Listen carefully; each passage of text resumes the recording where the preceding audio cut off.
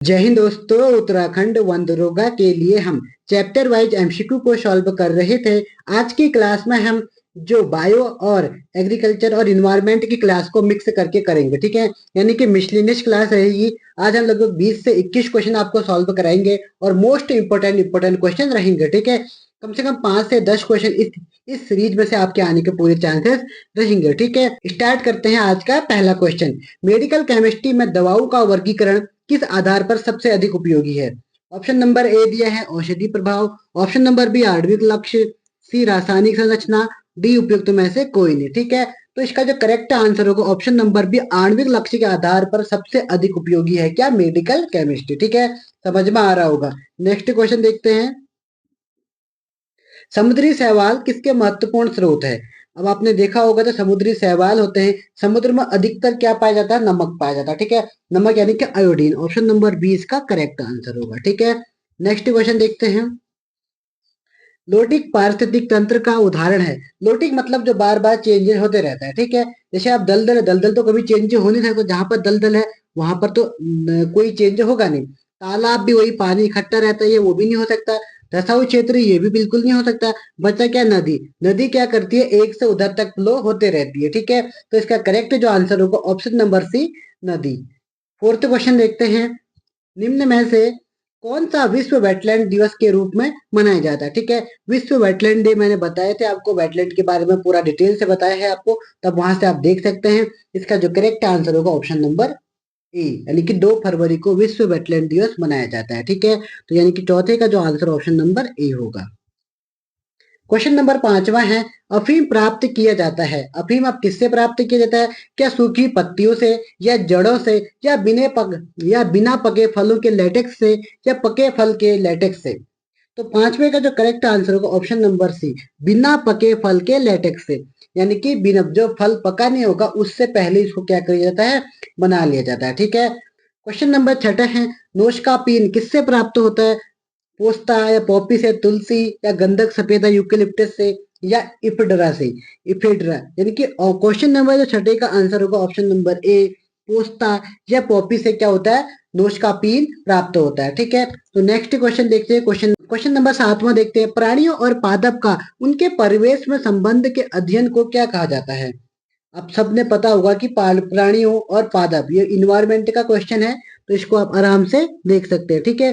प्राणियों और पादप का उनके परिवेश के संबंध के अध्ययन को क्या कहा जाता है? ऑप्शन नंबर ए, मानव जाति का विज्ञान, ऑप्शन नंबर बी, वंश विज्ञान, option number C, iconology, option number D, पारिस्थितिक विज्ञान, ठीक है। तो 7वें का करेक्ट आंसर होगा ऑप्शन नंबर डी, पारिस्थितिकी विज्ञान कहते हैं, ठीक है। तो नेक्स्ट क्वेश्चन देखते हैं।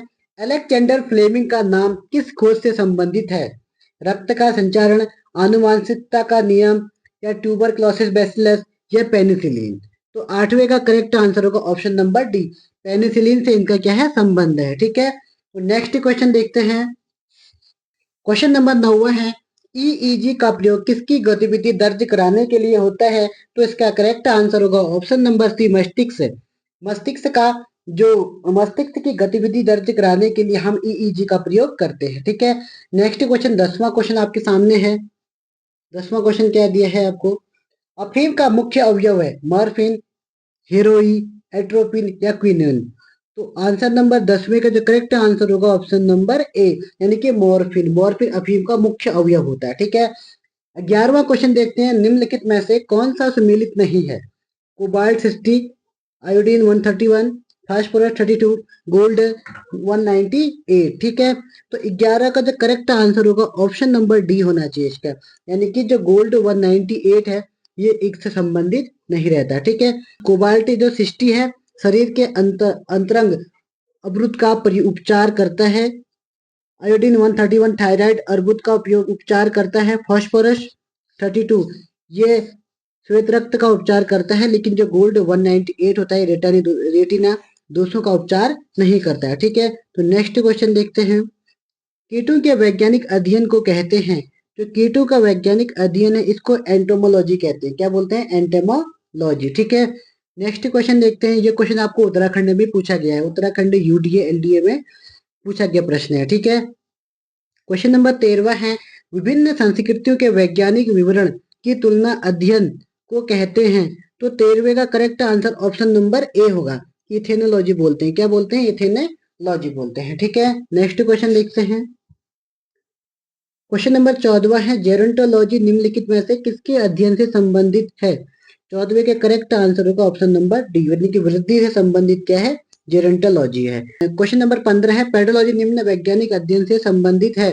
पेडोलॉजी आप सबको पता होनी चाहिए, पेडोलॉजी किससे संबंधित है? मिट्टी से संबंधित। Option number B correct answer होगा। क्वेश्चन नंबर 16 देखते हैं। 16वें का जो क्वेश्चन क्या है, जोनास सॉल्क किसकी खोज के लिए जाने जाते हैं? ऑप्शन नंबर ए चेचक का टीका, ऑप्शन बी हैजी का टीका, ऑप्शन सी पोलियो का टीका, या उपयुक्त में से कोई नहीं। 16वें का सी होगा, पोलियो का टीका की खोज की थी किसने? जोनास सॉल्क ने। ठीक है, नेक्स्ट क्वेश्चन को देखते हैं। सूची 1 को सूची 2 के साथ सम्मिलित कीजिए और नीचे दिए गए कोड की सहायता से सही उत्तर का चयन कीजिए। तो ऑडियोग्राम सबको पता, ऑडियो कहाँ सुनाई जाती है? तो कान में होगा इसका आंसर। ए का क्या होना चाहिए? 3 होना चाहिए। ठीक है, उसके बाद फिर क्या है? ईईजी, अभी मैंने बताया था ईईजी मस्तिष्क से संबंधित है। और उसके बाद फिर क्या बचा? ईसीजी। ईसीजी आप सबने देखा होगा, ईसीजी कहाँ का होता है करके। तो यानी कि पहले का हो गया ऑप्शन नंबर बी, यानी कि कान, यानी कि 3, पहले का 3 एक ही ऑप्शन में है। तो यानी कि इससे करेक्ट आंसर क्या होगा? ईसीजी हृदय, हृदय से होता है, और मेमोग्राम वक्ष से होता है। वक्ष मतलब छाती को बोलते हैं वक्ष। ठीक है, तो यानी कि इसका जो करेक्ट आंसर होना चाहिए ऑप्शन नंबर डी, यानी कि क्या होगा ऑप्शन नंबर जी? 3 1 2 4। ऑडियोग्राम कान होगा, ईसीजी हृदय, ईईजी मस्तिष्क और मेमोग्राम वक्ष, वक्ष बोलते हैं छाती को। नेक्स्ट क्वेश्चन देखते हैं 18वां। निम्नलिखित में से किस विटामिन को हार्मोन कहा जाता है? तो इसको आपको ध्यान से पढ़ना है और याद रखना है। ठीक है, तो विटामिन डी होता है, इसको हम क्या बोलते हैं? हार्मोन भी कहते हैं। ठीक है, विटामिन डी की कमी से कौन सा रोग होता है? रिकेट्स से होता है। ठीक है, नेक्स्ट क्वेश्चन देखते हैं। फंक ने निम्नलिखित में से किसका आविष्कार किया था? तो अपने वैज्ञानिक फंक का नाम सुना होगा। तो 19 का जो करेक्ट आंसर होगा ऑप्शन नंबर ए, यानी कि विटामिन की खोज किसने की थी? फंक ने की थी। ठीक है, क्वेश्चन नंबर 20वां है, डायलिसिस किससे संबंधित है? इसका संबंध है कि यकृत से, आंखों से, वृक्क से, मस्तिष्क से। तो 20 का करेक्ट आंसर होगा ऑप्शन नंबर बी, वृक्क से, यानी कि किडनी से संबंधित है डायलिसिस। ठीक है, आपने सुना भी होगा डायलिसिस की बीमारी भी होती है। क्वेश्चन नंबर 21वां आज का लास्ट क्वेश्चन हम देखते हैं। निम्न में से किस समूह के जीवों का डूबने से हुई मृत्यु का पता लगाने में महत्व है? लाइकेन, प्रोटोजोआ, साइनोजीवाणु या डाइटम। तो इसका जो करेक्ट आंसर होगा ऑप्शन नंबर डी, 21 का क्या होगा? डाइटम। डाइटम एक ऐसा ही तंत्र है, ऐसा जीव है जो क्या करता है? जीवों को डूबने से हुई मृत्यु का पता लगाने में बहुत महत्वपूर्ण भूमिका निभाता है। ठीक है, तो आज हमने अपने 20 से 21 क्वेश्चन जो बनते हैं किसके? मिसलेनियस क्वेश्चन, इसमें बायोलॉजी के ज्यादा क्वेश्चन है। तो आप लोग इसी तरीके से तैयारी करते रहिए। ठीक है, एग्जाम आपका लगभग 29 जून को आपका एग्जाम होने वाला है। ठीक है, तो आप लोग तैयारी कीजिए। और उत्तराखंड पुलिस के लिए भी मैंने हिस्ट्री का फाउंडेशन कोर्स स्टार्ट कर दिया है। जो भी आपके भाई बहन हिस्ट्री पढ़ना चाहेंगे, उत्तराखंड की हिस्ट्री डिटेल से, और उसके नोट्स अगर आपको चाहिए, तो नोट्स के लिए भी आप हमारे व्हाट्सएप ग्रुप से जुड़ सकते हैं। ठीक है, जिसका लिंक मैं डिस्क्रिप्शन बॉक्स में दे दूंगा, तो आप लोग वहां से जुड़ जाना। ठीक है, तो आज की क्लास में हम इतना ही देखते हैं, फिर मिलेंगे नेक्स्ट क्लास में। तब तक के लिए जय हिंद, जय उत्तराखंड।